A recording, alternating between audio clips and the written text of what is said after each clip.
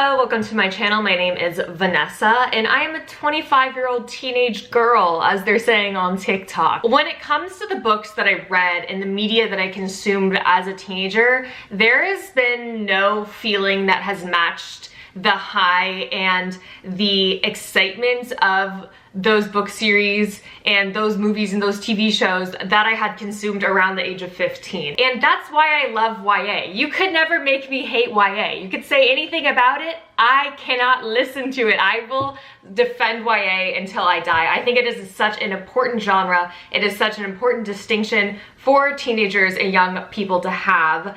And even now, I'm 25, I'm still kind of eligible to be in that YA age range. Even if I'm not in the demographic for YA anymore as a 25-year-old girl, I have been craving some good old YA. I want to know what the Twitter accounts that I see all over my timeline see in these books that, you know, they talk about all the time and they're completely obsessed with, and there's real fandom still around these YA books that I miss being a part of. So I have identified 3 books that are extremely popular with teenage Twitter users who are on book Twitter, and I'm going to try to read the first book of all 3 of these series and see, you know, if I can appreciate it in the same way. The 3 books that I identified as being the most popular and like required reading for these Twitter users are Once Upon a Broken Heart, Shatter Me, and Clockwork Angel. This is going to be pretty spoiler heavy. I don't feel like I want to censor my reactions to everything that happens in this book. So if you're afraid of spoilers, I would recommend not looking at this. I think that I want to show everyone my sincere reactions to everything that goes on in this book and be able to chat about it to my camera as I'm reading. So my first book I'm going to start with is Once Upon a Broken Heart. This has been on my TBR forever. I do think that there's something about it that seems so whimsical and kind of silly and fast-paced, and I love the fan art I see of it. I think it looks amazing, it looks incredible, it looks so cute. So I know that there's gotta be like, there's got some juice in there that I'm just so eager to see what the hype is all about. So my first book is gonna be Once Upon a Broken Heart, and I'm gonna take you with me.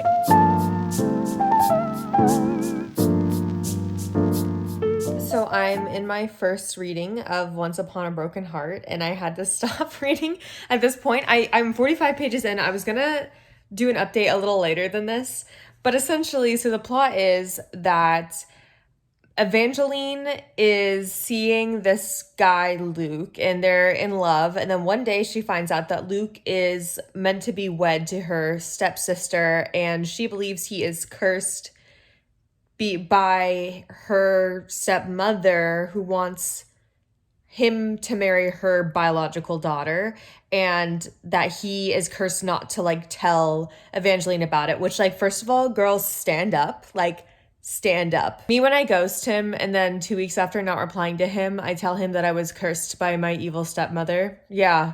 And yada yada yada, she goes, she meets Dax, who is the fate of broken hearts, and she's like, please help me lift this curse, whatever, whatever. And Jax is like, sure, I'll help you. And then goes to the wedding and turns everyone into stone. And then Evangeline turns herself into stone so that everyone else will be unturned into stone. And then when 6 weeks later, the fate of poisons, like, cures her of being a stone or whatever, and they already have a party set up, which is like kind of crazy timing. Anyways, whatever, they're all like celebrating. They're like, you're a hero, like you saved us from being, you sacrificed yourself so we could be unstoned or whatever, because they don't know that she's the reason why, like her and Jax are the reason why they were stoned in the first place. Anyway, she finds out from Marisol, the stepsister, that Luke and Marisol decided to get married 2 weeks into her being stoned anyway. Like, literally stand up. Anyway, but I had to stop because I started laughing because it gets like, so we're having this conversation with Marisol, right? Where we're like, where's Luke? What the heck? Why is Luke not here? And then she's like, oh, you haven't heard? Well, of course she hasn't heard. Yeah, she hasn't heard. She's been a statue for 6 weeks. Anyway, we thought we'd be safe because the week of terror had ended. But on his way to the wedding, Luke was attacked by a wild wolf. Like, literally, that's like the visual in my head of Luke just getting pounced on by a wolf that, as they're saying, like, has no business like ecologically existing in the city that they live in and just being mangled like near to death because he still tried to get married to her sister while she was a statue is so like comically hilarious to me. Anyway, that's my first update with Once Upon a Broken Heart. Okay, and Evangeline's like in this moment is like, as long as he was still alive, it would be all right. But the way Marisol spoke, it was almost as if he were deid. I need you to stand, like, I need you to, like, push the seat out and just jolt up from your chair stand up right now. Like, enough. Like, you're talking, like, he was trying to get married to your sister. Like, we just learned this, and like we just had this conversation, Evangeline. I would be like, okay, I'm glad that the wolf got to him before I did. Like, I would have mauled him first, honestly. Okay, and Marisol is like blaming herself. She's like, he thinks it's my fault because we've had 2 cursed weddings. It's like, maybe you guys shouldn't have had to have these 2 weddings in the first place when he was already with your, like, did we ever think about that? That maybe the blame is on like these dirty little cheaters. And she's like, poor me, I'm cursed. Like, I've cursed 2 weddings already. It's like, yeah, I mean, like, what? I just don't know what you were expecting. Like, I don't get why you are playing victim. Also, in the scene where we're introduced to the fate of potions and we find out that his name is literally Poison, I just made a note that just says, girl, whatever. Because, like, girl, what? Like, okay, girl, whatever. Marisol, at this point, with what I know from her, would be, like, such a good Love is Blind character. Like, a deeply controversial Love is Blind cast member at this point in time. I'm so tired today, but I'm finally 25% done with Once Upon a Broken Heart, so I think this is a good time for me to update. I was anticipating, but this like setting and this plot style is very right now like kind of Regency era. Like, it seems like it has a lot to do with gossip and balls and socialites and everything like that, which is usually, actually, I'm not a huge Regency era fan because I find stuff like that boring, but because we have this whole element of like the fates and the Prince of Broken Hearts and curses and things like that, it's a lot more fun in my opinion. So I've been genuinely enjoying it. I think it's pretty fun. I will say there's something about the writing style where I'm just like, like there's something about like, there's certain sentences that I have highlighted where I've just been like, I don't like that. I don't like how that was said, basically.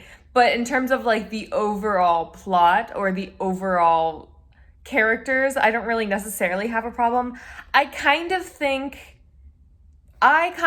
personally, in my opinion, Evangeline is a little bit stupid. I think, sorry to Evangeline, but we just went over this whole thing, right, about how she turned to stone to rescue her, like, love, who was going to be forced to marry her sister. And then she finds out in 2 weeks into her 6-week vacation being in a statue, he decides to marry her sister anyway. And in this, like, in the chapters that I've read since then, she basically gets invited to go to the north, which is like the magical kingdom or whatever. And just because she's kind of become a local celebrity for saving these like 9 people's lives or whatever. Even though like she's kind of the reason why they were stoned in the first place. So she feels a little bit like a fraud. Anyway, she gets invited to go in the stead of the Empress, I think. Basically, for some reason, she wants to invite, what is her sister's name again? Mariel? Basically, for some reason, she wants to invite her sister to this because she's like, she just deserves it. Like, she's just such a sweetie pie, and her, she thinks she's cursed, and everyone's like, thinks she's a freak. Like, she just deserves it. And like, only like 20% into the book did she have even the briefest 3 sentences where she was like, wait, do you think maybe she like knew that me and Luke were together and like still went to be with him? But there's no way, because she's just too nice. Like, there's no way she knew. And even if she did know, okay, she did say this. She said, even if she did know, that would still be Luke's fault anyway. And I'm like, because usually I'm all for just blaming the man if the girl did not know, right? But we're saying your scenario, Evangeline, is if she did know, you would still only blame Luke. Why? I want to know. I really want to know why. I just personally, I think I'd be a little bit fuming at both of them personally, but maybe that's, I don't know. One thing I've been loving is the like aesthetics of this book. Like I think that Stephanie Garber has really good like taste in just making a really fantastical kind of cartoonish world, unless that's just how I'm interpreting it. But I've highlighted like several pieces of text where I'm like, ooh, like that's fun, like that's cute. Like, oh, the teacups, like the steam is like pink, and like the like tea is brought to you by little hummingbirds. Like, oh, that's cute, like that's charming. Also, I just got to the part of the plot where she's meant to go, basically she was invited to the north because there's like a prince who throws a party where he picks who's going to be like his fiance or whatever, because that's like the culture of the region. And so she's chosen to go and be one of the like bachelorettes, and Jax shows up, and Jax has dyed his hair blue. Because he's going through a breakup, like what, like the girl style, going through a breakup, dyeing his hair blue. Anyways, or something, allegedly. That's just like what the rumor is. But Jack shows up and he's like basically getting in her business and is like kind of breathing down her neck and is like touching her hair, and it was like kind of a really tense moment. It was like, oh, like he's like really laying it on thick here. And Evangeline's like, wait, okay, hold on. Like, I'm actually like kind of interested in being with this prince. So I'm going to need you to back up a bit. But he's like, I'm trying to, yeah, I want you to kiss him. So I'm trying to make him jealous, because apparently this prince is like, he seems to be very vain and very like self-involved. And I will say, for me personally, I love a jealousy plot. Like, I love when we're purposefully trying to make someone jealous. I know it's very toxic. I am looking forward to that.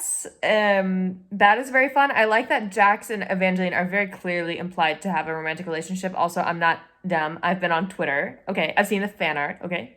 And yet we still get to have this tension of like, we know that, but still he's the one choosing who she kisses, who's not him, which is like, ooh, that's fun. So I like that. So pretty fun. I like it. So far, so good, despite the fact that I was falling asleep all today. But I'm going to, if I can stay awake, continue reading a little bit more, and I'll update as I go. To report, Evangeline is not any more smart than she was at the beginning of this book, when she still wanted Luke after he ran away to marry her sister. So Jax is like explicitly warning her essentially that like her sister's conniving and sneaky and something's up with her.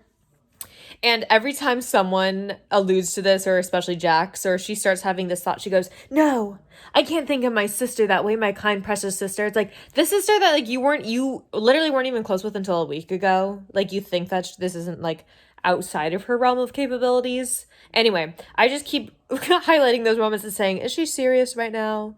Or, like, girl. Like, that's all, because that's all I can bring myself to say, really. Here's, like, an example of, like, a phrase that I have highlighted that I was like, I don't know, I don't like that.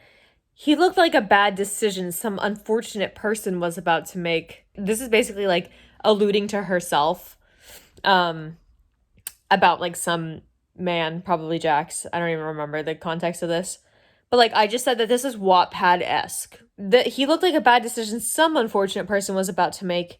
There just had to have been a better metaphor, or at least like unfortunate person could have been something more apt, or I just felt like it was on the nose and it's a bit corny. And there's kind of a lot of these lines in there where it's like, okay, like I get it, you're foreshadowing that you're about to make a bad decision. I don't know, like that's not really a metaphor. You're kind of just like explicitly stating what's about to happen, essentially.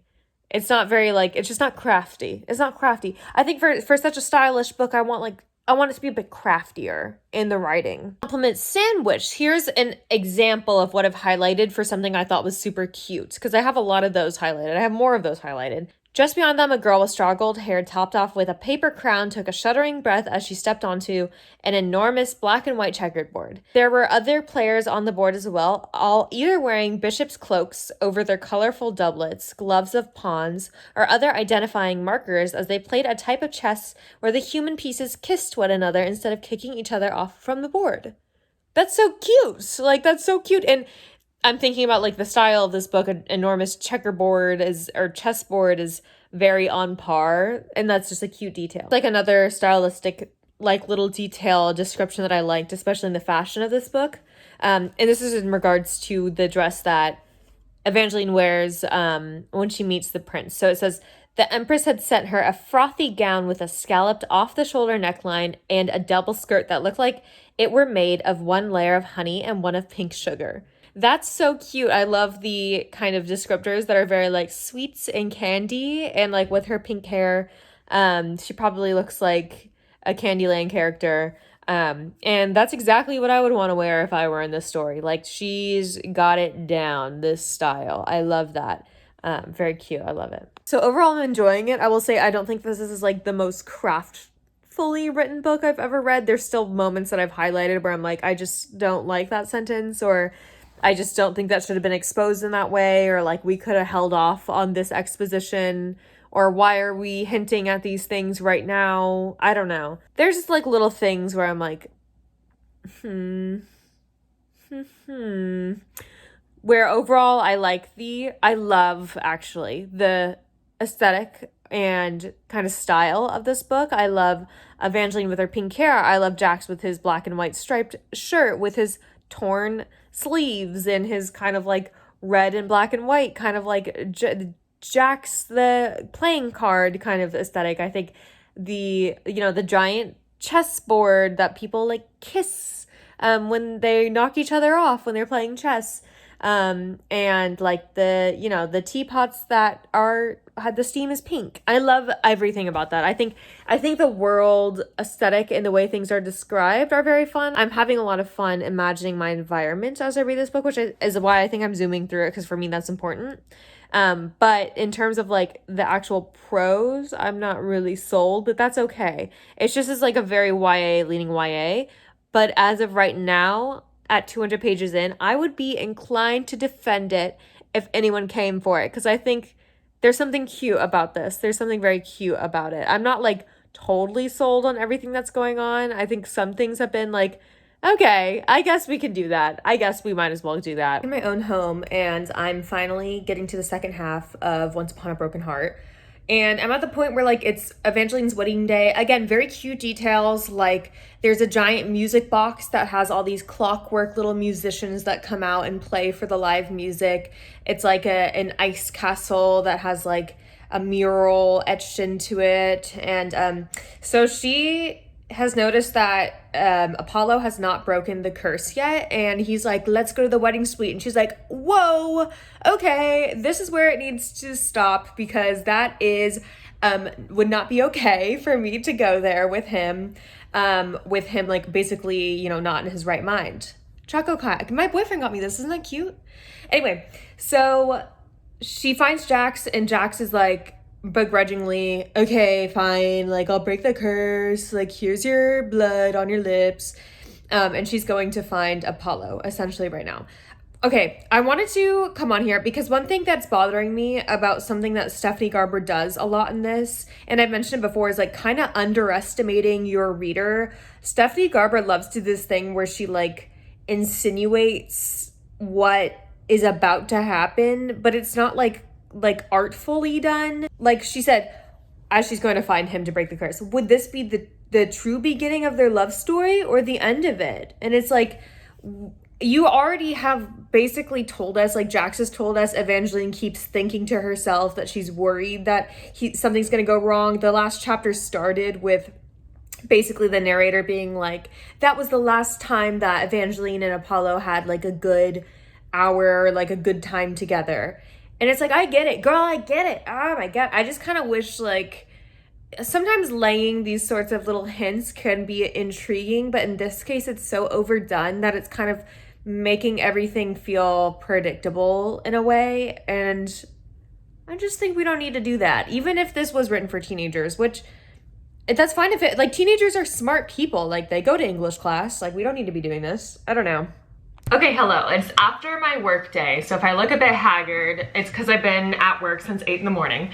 But I wanted to update because I finished Once Upon a Broken Heart last night or the night before, and I wanted to do kind of my final kind of review of it. I gave this 3 out of 5 stars, which feels like a very accurate rating for once, because I'm usually like not very confident in my ratings, but that one feels correct to me. There's so much I liked about this, but I still couldn't in good faith rank it higher than 3 out of 5 stars.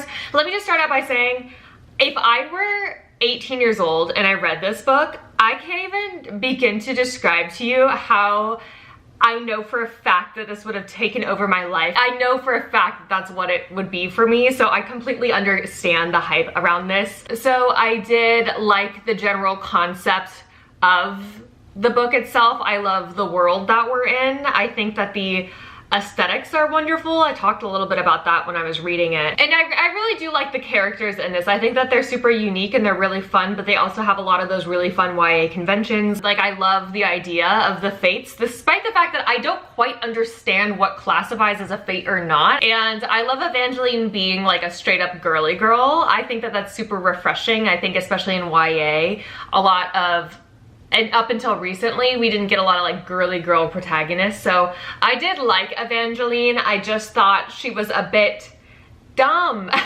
And here's my criticism of it. And this is something that was bothering me continually throughout the book. There were these moments where Stephanie Garber would basically hand the plot over to you on like a silver platter as like foreshadowing. And I think it was supposed to be a bit more mysterious, or I don't even really know what her goal is, because it was so on the nose that she was hinting that this person is going to betray this person throughout the entire book, that you knew exactly what was gonna happen. And I was thinking in my head, I was reading it, I was like, surely she can't mean for this to be a twist. Like, surely she's trying to fake me out. Like, there's no way that she's like, every single time we talked about this person, she's insinuating that there's something fishy about them just to make the final twist in the book that that person is like the real mastermind all along. And it was that. I thought I was gonna get faked out. I thought that there was some other grand surprise and that it wouldn't be that predictable, but she really did just tell you the entire time how this was gonna end. It just felt like it kind of took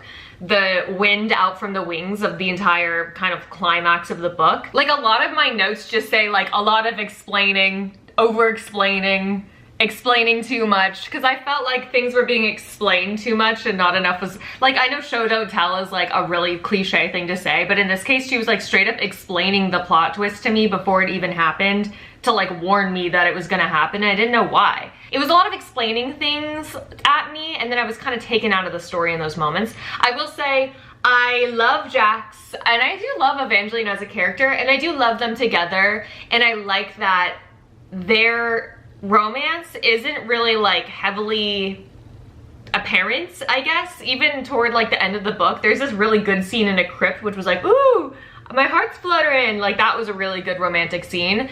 But I feel like it's not so on the nose, the like budding romance between those two, which is fun because I know that this is a series. End of compliment sandwich. So here's the end part of the compliment. This has such good aesthetics. This book is so whimsical. I was like literally living for it the whole time. The words "May you find your ever after" were boldly emblazoned across the top, and instead of a variety of symbols, there were 2 card figures on either side, a groom and a bride. The groom's strong face was that of Prince Apollo, and the bride carving shifted so that she looked like whichever girl was about to step through next, referring to this arch that was above the entryway to this ball where the prince is meant to find his next wife, like the next queen basically. And I thought that was such a fun detail that it would shift, the carving would shift into whichever girl was about to step through, so it looked like you were standing next to Prince Apollo. Like, I love to see magic used in this like fun aesthetic way, like in the art of the world. I think that that's so fun, because if magic did exist, it would exist in art a lot more, and I feel like this did a really good job of showing how that would actually look.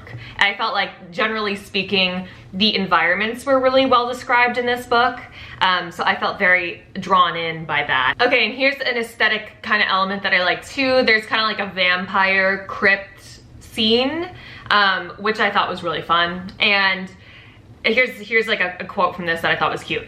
After another flight of stairs, their guide directed them into an indoor courtyard full of limestone columns and night-blooming flowers, where it was impossible to miss all the shackles. They gleamed against the walls and columns, polished and ready to use. Manacles for wrists and ankles and necks were proudly displayed above game tables set with black and white chessboards. These seats were all empty, but Evangeline had horrible flashes of vampires lounging in leather chairs, playing with pawns and rooks, while their bleeding human captives writhed against the restraints. So that's so fun in a vampire crypt to have like the human restraints kind of be like a cup holder almost. You know, you have a cup holder when you're playing a game or watching a movie or whatever. Instead of there being a cup holder, it would be like straight up like your human captive would be like in the lounge areas, so that they're like on tap basically as you're playing a game or kind of socializing with other vampires. And that's sort of like embedded into the environment of this vampire crypt. I thought that was just like such a fun and cute detail, and this book is full of things like that I find so creative and so whimsical. So I had a really good time with that, and I fear, like, I don't know when I'm gonna read another book that has that sort of whimsy. If you have any recommendations, let me know. As of right now, I'm inclined to defend this book, but I don't think it's that good. But I do think I understand why people love it so much, and I like it, I'll say. That's my final analysis. I gave it 3 out of 5, and I like it. It's cute. So that's that. I finally read Once Upon a Broken Heart. I'm 1/3 there to being a hip teen. My next read is The Clockwork Angel by Cassandra Clare. So that should be interesting because I haven't read a Cassandra Clare book since 2014. So let's go.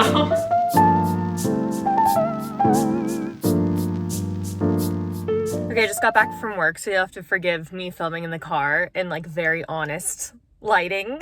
I started the Clockwork Angel series by Cassandra Clare. This is so surreal to be back in like the Shadowhunter world. I'm kind of living for it. The fact that it's kind of like a 1800s, forgive me as if this is wrong, but like an 1800s steampunk sort of London, that tickles me. I've been like really in that mood this year. So I love that. I will say one thing kind of made me put my head in my hands, because I was really hoping that Cassandra Clare had learned in some way or like wouldn't do this. But when we find out almost immediately that our main character Tessa has a brother who she's like super fond of and like really bonded with, knowing Cassandra Clare and knowing what the experience I had when I was like 13 years old reading City of Bones, and that one plot twist that made me close the book and never pick up a Cassandra Clare book until literally this day when I'm reading the Clockwork Angel series, it makes me hesitant. I'm keeping a watchful eye out, Miss Clare. Anyway, going forward, I love the introduction of Will Herondale. I get why people like him. I love like a cocky princess man. Like historically people know this about me. So I'm loving that, and I do love the setting. And I also like the way that Cassandra Clare describes fight scenes. I find them very engaging. So I'm looking forward to this, but I'm keeping just a few things in mind, namely any brotherly, sisterly activities that I will find uncouth or unsavory. Okay? I'm not wearing makeup. I just got ready for bed. I wanted to update since I'm on chapter 10 of the Clockwork Angel series of the first book. And I'm at the part, so Tessa Gray is our main character, and she is not a shadow hunter. The shadow hunters were all introduced in the original series, which I'm so glad that I read and I remember a decent amount of, because this book would actually be kind of hard to follow if not. Forewarning. But Tessa Gray is an American I think takes place in the 1800s. It's got kind of a steampunky aesthetic to it. She comes over to London, where she is promptly separated from her older brother, and is kind of kidnapped by these two witches, essentially, who basically exploit her powers and kind of hold her hostage to make her like presentable for like the the chancellor or someone, who they want to marry her off to because of this like very unique power she has where she's able to basically transform into other people and even sometimes take on their memories. And in the background of this, there's sort of this murder mystery investigation going on with the is it the Pandemonium Club? Which is so funny to me because I could have sworn that the Pandemonium Club was in like New York City in the original series, which takes place in more of like a modern setting. It is like, I was thinking that maybe I missed this, but is the Pandemonium Club like also, is it like a chain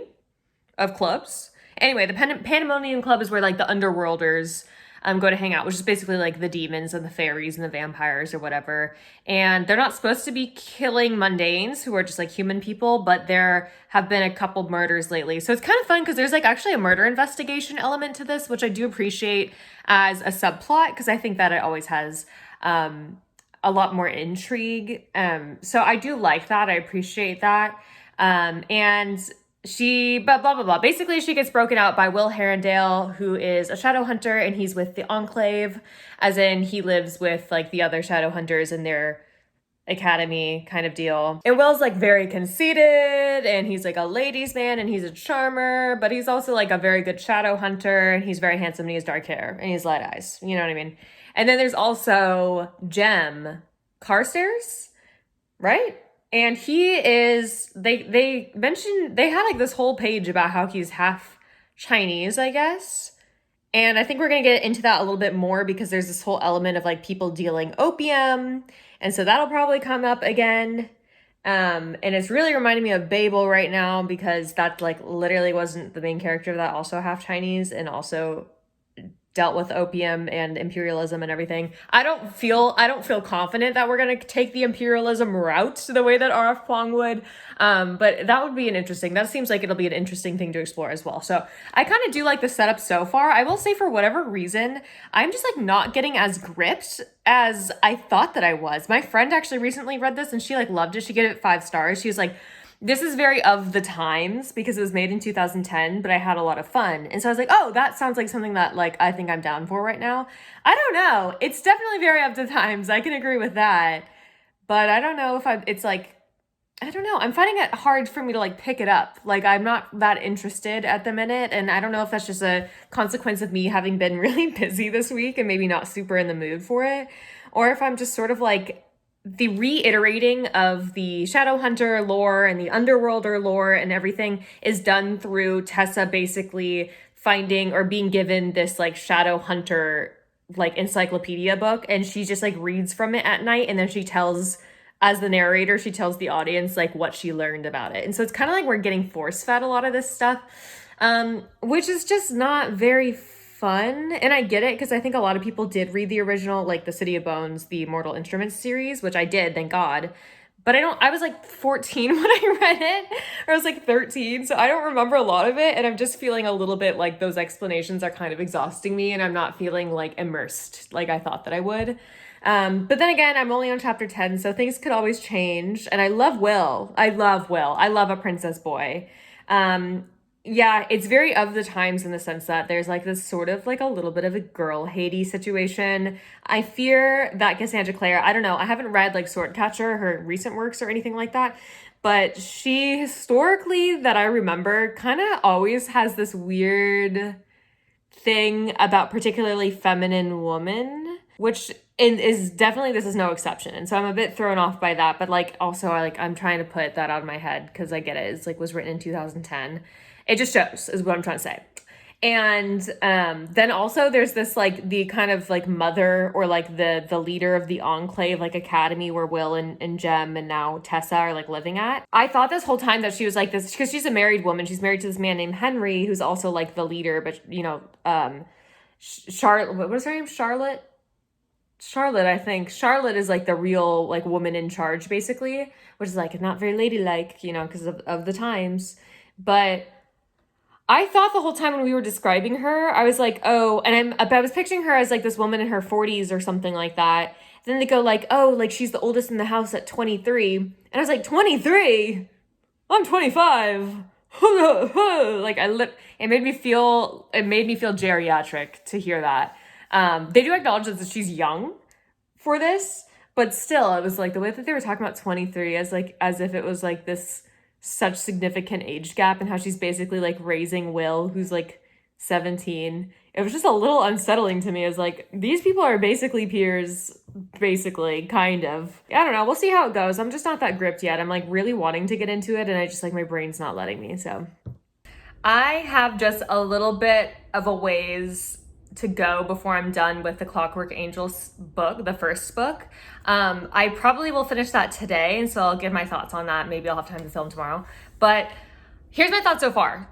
I'm a little bit fuzzy on what maybe I'm dumb, but I'm a little bit fuzzy on what the main plot of this is supposed to be. Like, we established early on that there's sort of like this murder mystery element of this underground club kind of making like automatons out of humans like early on, which is interesting, but I kind of feel like we're like still there. Like, I don't think, even though I'm so close to finishing the book, like that plot hasn't progressed much, but granted, like it is a series, so it probably gets more into that later on. I feel like we've just focused a lot on Tessa's attraction to both Jem and Will. And like in that regard, I was actually looking forward to the romantic subplot of this, because what I remember of Cassandra Clare is that she writes like steamy tension really well. Even though granted, one of the times it was like for an incestuous couple, but like whatever. And so I was kind of looking forward to that, but I'm kind of surprised by the fact that I'm just not that sold on Will and Tessa. I really don't know why. I love Will as a character, but for some reason, like that romantic subplot is not hitting for me. I don't know, like I actually can't identify what it is. I just think like they acknowledge their feelings or their attraction to each other before I kind of felt like they had a bond that was anything in the platonic realm. Whereas with Jem and Tessa, we've seen them have multiple very heartfelt conversations, and Jem is this very gentle guy, and so I feel like he's a very earnest character, and I just feel a lot more sincerity in their relationship, which is interesting because usually that sort of like soft, gentle relationship is not the romantic subplot I go for, because I'm like toxic and problematic. But like, I don't know, I like them together better, and I know already that's not going to go that way.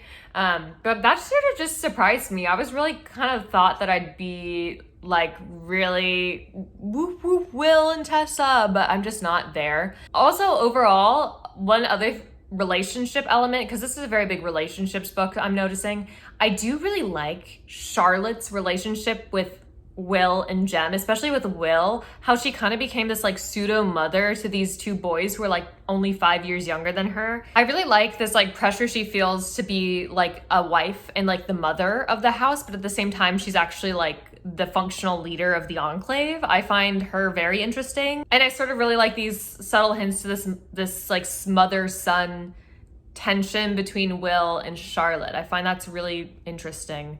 Another thing I really like about this book, this is like straight up a vampire book. Like, we have seen a couple of the underworlders that are not vampires, but for the most part, it focuses on the vampires, which I really like, because I think that what I remember from the City of Bones series, the Mortal Instrument series, is that the vampires were the most interesting underworlders. So I like that this is like so far pretty much a vampire book, because I've been in my vampire element. But yeah, so far I just find that I haven't been hooked like I thought I was gonna get hooked. Maybe I'm just like, it's not hitting me at the right time. And I'm surprised by not really caring for this romantic subplot between Tessa and Will, because on paper it should be my thing, but it's just not. But I generally like the characters, and I do like vampires, and there's nothing egregious about the writing in any way. Something's just not getting me. Also, like, I only feel this way because I know Cassandra Clare, and there's nothing like objectively reprehensible about this, but like I just read this whole scene where Tessa is basically fantasizing about like making dinner for Nate, her brother, every night, and watching the fireworks with him on the rooftop, and going for picnics and all this stuff. And it's like, that sounds like a bunch of married life dating stuff, but you guys are brother and sister, which is kind of weird. It's not outwardly that weird. It's just that I know Cassandra Clare and her history with portraying incest, and so that just raised a red flag to me, just because it's this author. Not because any of it is actually bad or things that you shouldn't do with your sibling, but You can tell she kind of wants to write about that. You could tell just a little bit she kind of wishes that she could write a story like that about Nate and Tessa. So it threw me off, took me out a little bit. But anyways, I'm gonna finish this today. Okay, hello, it is the next day. I just finished A Clockwork Angel. Okay, so what did I think about it? I feel left out. I feel like on paper, by all accounts, this should be a book that I would have eaten up. And for some reason, the entire time I was reading this book, I kind of just wanted it to be over. And not because it's a bad book or it's badly written or there's anything wrong with it. It's super 2010 in its way, where there's like a love triangle and the main character's love interest has like dark hair and he's broody, and there's sort of like a girl hate situation going on with like the really feminine hot girl of the institute and like, you know, those common things. But other than that, like, it's fine and the story's not bad, and I think that Cassandra Clare is actually good at writing and I do like the way that she writes fight scenes in particular, and so that was good. But I just like, I don't know, I just like didn't have an attachment to these characters, and it's kind of, I don't know why, because I like them on paper, I guess.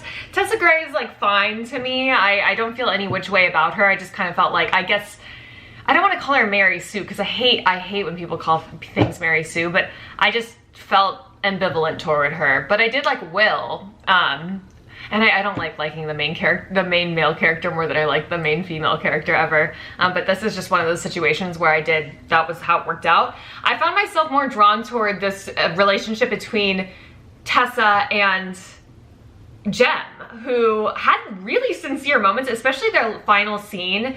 I feel like Will and Jem are great if you like a lot of angst, which typically I do, so that's why it's kind of like baffling me that I like Will as a character and I like angst, and still I didn't like that pairing that much. But this is a very big, like, I feel like romance subplot book. I feel like if you like an angsty romance subplot, this would be a good one. I do like the aesthetic of it all. I love how the emphasis is on vampires. I love the dark magic aspect of this. I don't know why this didn't hit the way that it did. Can someone explain to me why this didn't hit for me? Because I don't know, it baffles me. I was baffled the whole time, being like, why is my brain not being completely immersed by this right now? I do think between the two I've read so far, A Clockwork Angel and Once Upon a Broken Heart, I prefer Once Upon a Broken Heart at the minute. I still kind of have a little bit of fondness in my heart for that one. I don't know, this is a 3 out of 5, but I kind of think maybe, does that make Once Upon a Broken Heart a 3.25 out of 5? I get it, on, you know what I mean, on paper, like, I completely understand. It just didn't happen for me. There was no sparks. Sparks did not fly with this. And also I was very confused at one point, and I looked up like, wait, how was Tessa and the Magister, like, how is that relationship, like, what's going on? Spoiler, okay, spoiler ahead for the next like couple seconds. I was trying to figure out how Mortimain like made Tessa, like he kept alluding to that, and I looked at that and I can't be arsed, okay, to charge it and then actually take my digital camera back out and film the rest of this, because I have like 2 more things to say. But I looked it up on the wiki, this relationship between Mortimain and Tessa, trying to figure out like, wait, how did he make her again? And it was like I had this, like, the lore goes deep in this series, and I think I might not have genuinely the attention span to like sit there and try to rack my brain through how all these people are related and who had allegiance to whose parents was related to who, and then the lineage of I don't think that I have it in me anymore. Full respect to those who do. I'm genuinely worse for that. But I was like reading the wiki and I was like, no way, like this, we didn't go through, like it's a trilogy and we get to all of this in the other books. That's madness. Anyway, I liked it. I didn't love it. It's a 3 out of 5. It felt unremarkable to me, and I'm sad about that. But I get you who like it. I get you. I understand. So my next read is going to be Shatter Me, which I feel like I'm not confident that that's the foot I want to end on, but I do think it could be fun because all you guys on Twitter are like, Aaron Warner, and I want to meet Aaron Warner. I want to talk to this guy, so I'm looking forward to that. So we're going to start Shatter Me, and it'll be the last book I read, and hopefully I'll be like hip with the kids by the end of it.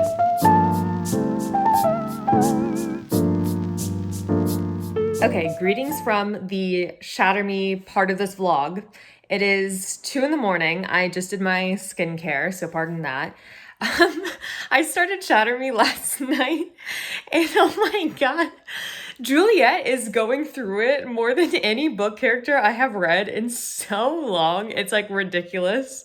And even still, I don't quite understand what the overarching threat of this world is. So let me give like a quick rundown. So our main character Juliet, we're with her in the first few chapters, as she is in, it seems to be like an insane asylum slash prison where she has been stuck for the past 2 years with no human contact, and being treated horribly, eating once a day. And she basically just keeps this journal where she's trying to convince herself that she's not crazy and that she's not going insane from the lack of human contact. And she alludes to this gift that she has to inflict pain or death onto others through physical touch, like skin to skin contact. And then one day she gets a cellmate who is a super hot, super lean, broad, tall, dark hair, dark blue eyes, tattoo sleeves, eyebrow piercing, that kind of dude. And his name's Adam, and they talk like a little bit and kind of become friends, and then like a cuddle a little bit at one point because she's kind of having like a panic attack at one point, but she's also very stressed out about like being touched in general and sharing a close space with someone. Anyway, it was just kind of like a whirlwind of like a, whoa, these people are like falling in love and like I don't know what the heck is going on or what the situation is. But then that's kind of like the rug gets pulled out from under you pretty quickly because suddenly Adam and Juliet are being pulled from their cell and taken to this like external facility that's run by the new regime. So what we've learned through Juliet's explanation is that the world, in its destruction from environmental elements and the ozone layer being destroyed, has resulted in like a lack of food and animal and wildlife. Like she keeps referring to like wanting to see a bird because like flying birds like don't exist anymore. And in kind of the downfall of everything, a regime took over which imprisoned people who like weren't perfect, which I guess means like mentally ill and disabled people, I guess. I'm very unclear about like who the regime is and what their goal is and who their scapegoat is, because it's not very like fleshed out in this way yet. But then again, this series has like 9 books, so I'm sure that it gets there eventually. It just, as of right now, it's this very vague, like, the regime are the bad guys. They wanted society to be perfect, so they imprisoned everyone who wasn't perfect. But we're flawed human beings, and we should stand up to people who think that we all need to be perfect. And it's like, whoa, it sounds like they are institutionalizing disabled people, and that is highly like wrong, but it's not like framed in that way. It's definitely not like a commentary about institutionalizing mentally ill and disabled people at all, at least not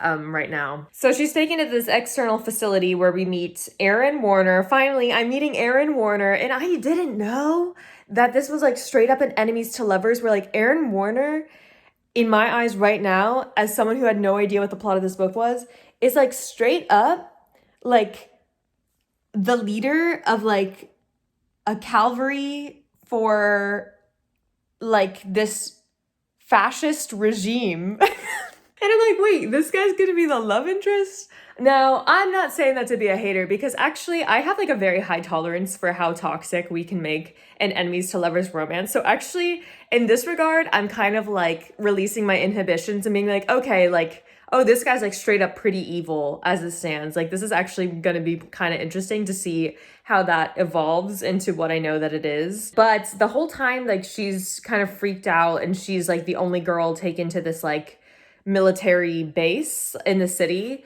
which is completely dilapidated, and like hardly anyone lives there except for like people of the regime who are just like a bunch of men. She's like flipped out, obviously, being a 17-year-old girl that's like my worst nightmare, actually, to be like a 17-year-old girl alone with a bunch of like fascist regime members Oh my God, that's actually horrifying. So she's understandably freaked out, but like pretty much every other page is also her talking about like her lust for Adam, the guy who's in her cell, and just like how much she wants to touch him even still in this situation. And it's like, okay, I get it though, like kind of trauma sometimes makes you that way, but it's like, all right, I feel like there's like more at stake at the minute. Like, I don't think I'd be actively thinking about my attraction to this guy given the situation that she's in, but you know what? She's gone through hell and back, so maybe this is just sort of like another rung on the ladder of her arduous life. So I guess no hate there, but the way, okay, I can't deal with this writing style. I'm trying so hard to be forgiving because I know that this is like a classic YA written at a time when kind of this like a little bit lyrical in a like fanfiction.net, like My Chemical Romance fanfiction stan Tumblr blog way, where the author has like this really big tendency of writing something 3 times. This is probably something that everyone knows about this book, but like his lips, his lips, his lips. Don't touch me, don't touch me, don't touch me. I'm not crazy, I'm not crazy, I'm not crazy. But anyways, there's like this big trend of like repetition, and a lot of the like lyrical prose or the sort of like poetic lines that you get are very like Rupee core-esque like cheesiness, which is like not uncommon for the time of this book, but it's just like a little bit taking me out. Like I just keep giggling because it's a bit silly to me. But I'm not like hating it. I don't think like in good conscience, like I could say confidently that I'm thinking this is a good book by any means. But I'm kind of entertained. Like I got through the first 11 chapters so fast for some reason. I'm gonna keep listening to that now while I play Hello Kitty Island Adventure. Okay, I'm almost done, kind of, with the Shatter Me book. Okay, there's this one part where Juliet's like, the earth is flat. They don't know that, but I know that the earth is flat. I know because I've been thrown off the edge and I've been trying to hold on to the side for the past 17 years. And I'm like, that's so funny that they would just have this, like, I don't know in 2011 if like flat earthers were like as much of a part of like the cultural zeitgeist as they are now, but to have Juliet just outright say that she thinks the world is flat, even though it's meant to be this sort of like poetic like metaphor was so funny to me. I had to write it down. Also, I'm getting really like, in theory I have no problem with Juliet because I actually kind of find her like, oh, if I touch you, I can kill you thing fun. Like, you know, it reminds me of Blue's kiss in the Raven Cycle where it will kill you, and it makes the, you know, this romantic kind of love triangle thing that we're about to get interesting because it seems like this guy Adam, who ends up being her love interest for right now, is for some reason is allowed to touch her, like, or doesn't die when he touches her. I'm not really into... I get that, like, that would be a very excruciating condition to have, and it sounds like she's been ostracized her entire life. I feel like literally 60% of this book, if we just cut down a little bit on Juliet pondering the woes and her sorrows of her condition and her life, I have just been getting really tired of the poetic lines of her warbling on about how much her life sucks. And there was like this one part, there was this one part where she's like looking at the sun setting and she's like, the sun is such an arrogant thing. Everyone loves its warmth, but it's arrogant. It's always leaving us when we need it most, or something like that, and saying that the moon is a constant. For some reason, honestly, the metaphor like didn't really track to me. I was like, I feel like we're trying to make something happen there that's just not happening. But I was like, she was basically then went into this whole thing about how like everyone leaves her or something, and I was like, has anyone ever considered that Juliet may be just like a bad vibe? Because to me, she's already a little bit of a bad vibe. So we get a lot more scenes with her and Warner now. Warner's super interested in keeping her along as like being a specialist in torture because her touch brings pain and death. And Adam is on her side now, like kind of low key, like he got the cameras that were in her room out of her room, and then now they're kind of like in this romantic relationship, and he's like, I would do literally anything for you because remember in 4th grade when you were really nice to that girl? I thought that was really cool, so I will kill and die for you in this extremely taut economic and political environment. And I'm like, whoa, I feel like I've met a lot of nice people in elementary school. I don't feel like I would kill and die for my 3rd grade crush just because he was nice to me and let me like copy his homework sometimes. Like, I don't know. It was just a big jump because they had only really like reunited for the past like 3 weeks, and that's like they're already speaking in these like very grand romantic gesture. Like it's just too much too soon. I'm not really like, I'm just not a romantic, so that doesn't sit well for me. I just don't care about that. I don't find it believable. And it's just a bit ridiculous. Like, this book is quite ridiculous. I don't know why I have this belief in my head that like the political structure of this world is about to get really interesting, because so far the writing in this has left so much to be desired and has proven absolutely nothing about like what this author can pay off for me. But I love the idea of things breaking down because of environmental turmoil. Like, I feel like despite the fact that I'm already at the end of this book, I still know nothing about this world because we focus so much on Juliet's internal dialogue and her attraction to Adam, and then like her inexplicable attraction to the monster Aaron Warner, which is fine. I'm not like judging her for that because I love a good toxic romance, but like we just spend so much time in her head as she's like in her sorrows that like I'm like, wait, okay, so there's like this really interesting political world that we're like not getting to, and I'm almost at the end of the book. I'm like, I can't believe I don't know anything about what's going on. Like, we've barely learned anything about this world that we're in, even though we've been like in the heart of this military compound for like literally the past 12 chapters. So there better be a lot that goes down in the next 10 chapters. I'm just like not super confident that a lot will, but I'm like holding out hope. I've gotten through this fast enough, so I must be enjoying it enough. I just find it like super 2010. Okay, another after work car vlog. But no one told me, and I don't know how I was to expect this, but Shatter Me is like the horniest book I've ever read. And I've read like straight up like romance smut books, and this is like one of the horniest, like most yearnful books ever. Like, literally now at the second half of this book, pretty much every other page is Juliet just talking about like how much she wants this man Adam. And it's a bit ridiculous. Like, the descriptions are very vivid, and it's not like veering into sexual, but it is quite a sensual book. I guess it makes sense if you've never touched someone before that this would be an element brought up. So I don't hate that at all. Like, I'm not saying it to be a hater. I'm just like a little bit clutching my pearls because this is YA. I was like, 14-year-olds are reading this? Like, I guess it's a little bit reminiscent of some of the scenes that were in like Mortal Instruments that I remember reading at 13. Like, I think maybe that's just of the times. YA was like just kind of frisky back then. I don't know. But that is one notable feature recently of the past few chapters I've read where I'm like, what? Like, I'm a little bit scandalized. I don't know. Anyway, I lied. I didn't finish the book yesterday. I'm going to finish it today, and then I'll film my final update about it. Okay. I am here to give my final overview of Shatter Me. I'm so sorry, teens. I don't think I can stand behind this one. I think I can't find anything really to get behind in this one. Maybe because I haven't read the other ones and I've only read this one. I haven't really gotten to the meat of this story to really get a good grasp of this tale in general.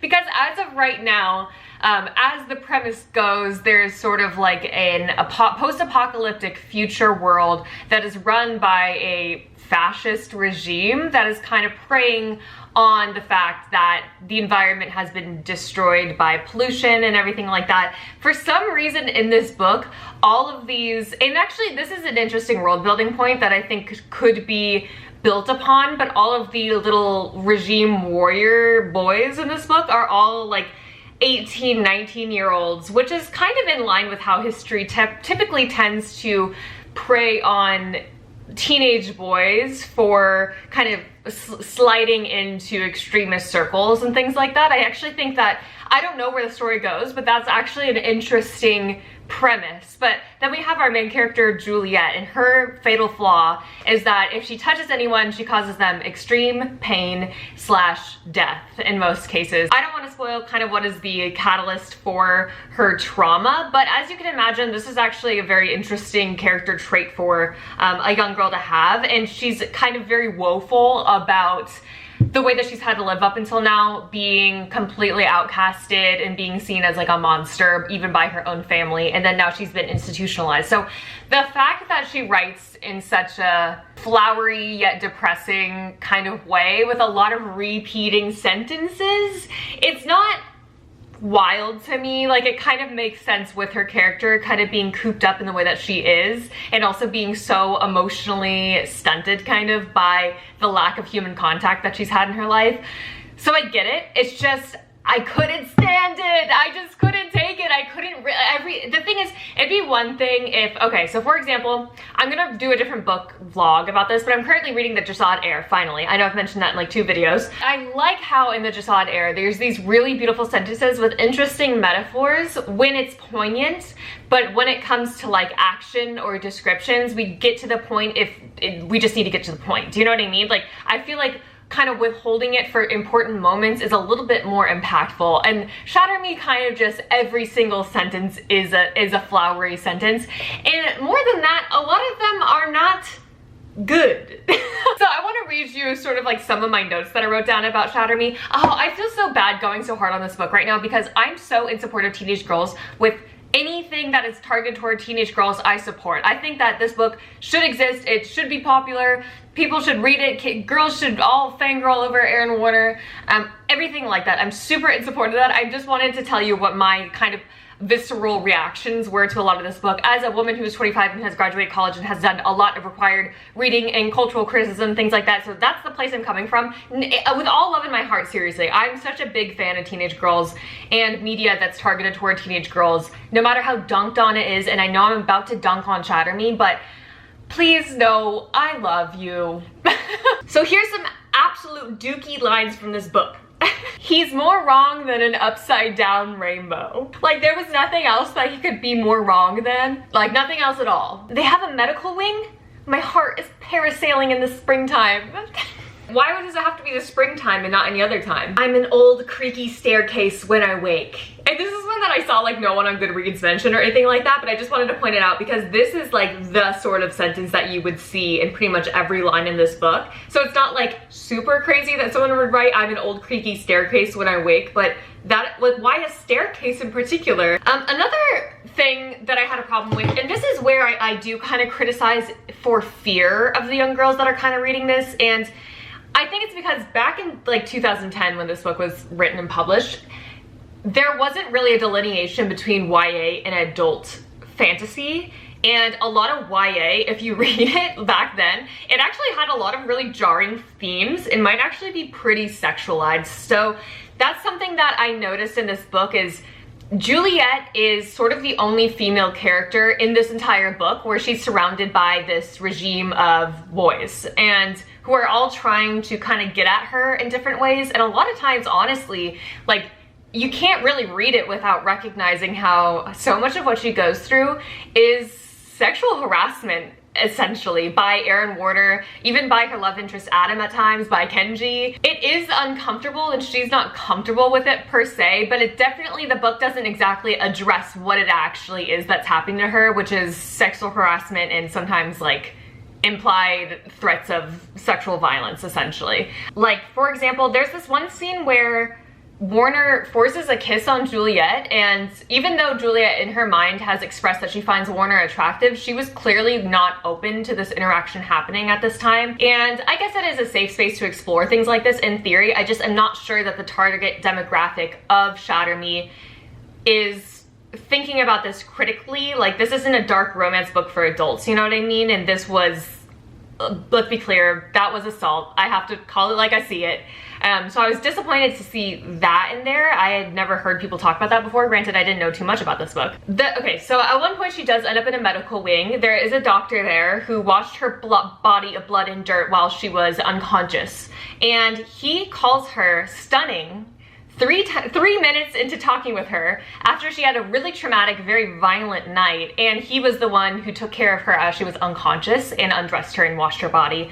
That I really felt grossed out about. I don't remember what age we said this doctor was, but it just was another element of like a needless victimizing of Juliet. I'm not sure how the plot progresses from here with this particular doctor character. He is a sympathetic character as it stands in the first book, but that made me really uncomfortable. I just feel like a lot of her interactions were of this nature where they would be kind of sexualizing her off the bat against her wishes, and I just don't know that this is like the right demographic for things like that to be happening, especially when it feels like largely there isn't a lot of pushback by the narrative in that. And it's not like making a point about the environment of this regime and how it's run by men and the patriarchal elements of it and how that would trickle down into the sexual harassment she's experiencing as the only teenage girl here. Maybe it's trying to make that point. I didn't read it that way. So you let me know if that's what you thought it was doing, that if it was self-aware, but most of the time it was just any new male character she interacted with, they like immediately made her a victim of like sexual harassment. And I was just really taken aback by that because I wasn't expecting that. And in addition to that, like I was saying, there's emphasis on her mental health and there's emphasis on these boys that she keeps meeting. There's very little emphasis, to be honest, on the world that we're actually in, which to me was the most interesting part. I love a post-apocalyptic world. I want to know why things came to be this way, and we do get like a couple paragraphs explaining, but not nearly enough. So there's 9 freaking books in this series, so I'm sure we get there eventually. I was just disappointed that I was waiting the entire first book to get like some more backstory or like some peek into like what really is like a prevalent goal that the regime has that Juliet has to stop like in this edition, but really this was sort of just setting the stage for her,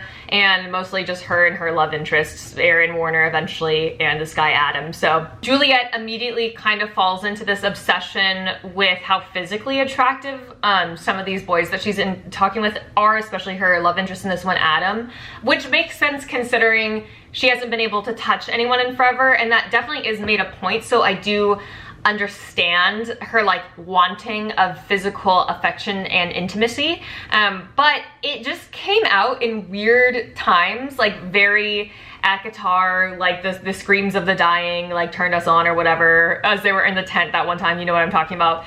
Because there was this one scene where Adam had literally been shot and they're in a car and he's in the back seat actively dying. And Juliet, empath as she is, says to Adam as he's groaning and dying of gunshot wounds in the back of this car, "I'm going to memorize every inch of his body with my lips as a way to keep his morale up so that he doesn't die." And that works. He does survive the night because of that, I guess. But that was just like, if someone was dying in my back seat, I just don't think that I'd be thinking about sex in that moment. I'd be like, oh my god, oh my god, oh my god. But I guess Juliet's just different. Her brain is wired different. I think that's made very clear. Back to what I was saying about these particular lines that are repeated 3 times. Usually it's always 3 times.